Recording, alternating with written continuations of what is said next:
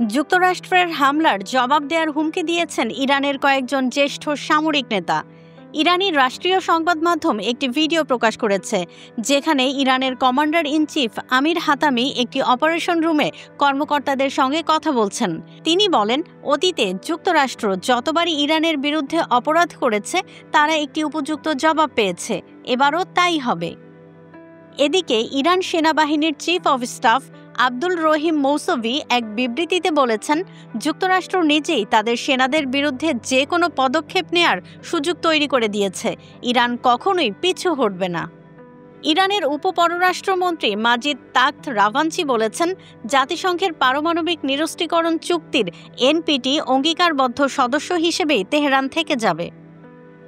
রাভাঞ্চি বলেছেন, এনপিটি কাঠামোর মধ্যেই শান্তিপূর্ণ উদ্দেশ্যে ও জ্বালানির চাহিদা পূরণের জন্য ইউরেনিয়াম সমৃদ্ধকরণ কার্যক্রম চালিয়ে যাবে ইরান।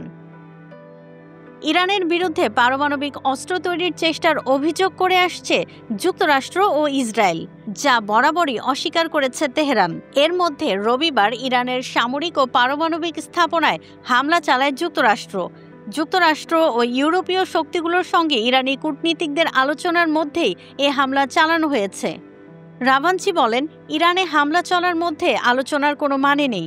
আমরা কেবল আলোচনার জন্য আলোচনা করি না। ওয়ালটন আবারও মিলিনিয়ার অফারে ওয়ালটন ফ্রিজ কিনে আপনিও হয়ে যেতে পারেন মিলিয়নিয়ার।